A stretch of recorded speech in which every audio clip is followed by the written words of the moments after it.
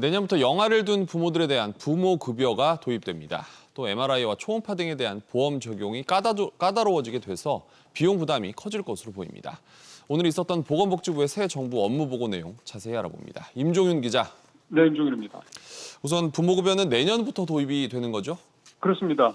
내년부터 0세에서 1세에 영아를 둔 부모들의 돌봄 부담을 덜기 위해서 부모 급여가 새로 신설이 되는데요. 일단 내년에는 표에서 보시는 것처럼 최대 75만 원, 그다음에 내후년에는 더 늘어서 최대 100만 원이 지급이 됩니다.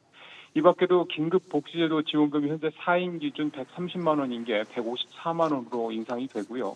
결식 아동들의 급식 단가 역시 지금 7천 원인 게 8천 원으로 1,000원 오릅니다.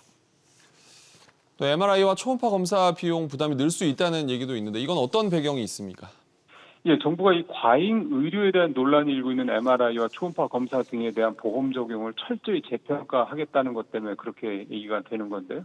복지부의 실태조사 결과 지난 2018년부터 뇌와 뇌혈관에 대한 MRI 검사에 대한 건강보험이 적용된 이후에 촬영 건수가 2019년 같은 경우 2018년 대비 127%, 2020년에는 134% 각각 증가하는 등 과잉 진료 논란이 일고 있기 때문입니다. 결과적으로 환자 입장에서 때는 비보험으로 검사하는 경우가 늘어날 것으로 전망이 돼 그만큼 비용 부담이 늘어날 것으로 보입니다. 꾸준히 얘기가 나오고 있는 연금 개혁 작업은 어떤 방식으로 본격화됩니까?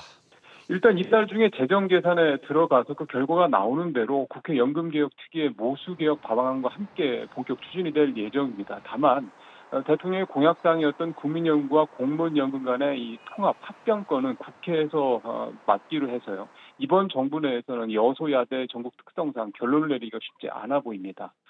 이와 함께 최근 아산병원 간호사 사망 사건 재발 방지 등을 위해서 필수 의료에 대한 투자를 더 확대하고요. 외과나 산부인과 등 의료계 기피 분야 또 수요 감소 분야에 대한 재정 지원도 늘리기로 했습니다. SBS 피드 임종윤입니다.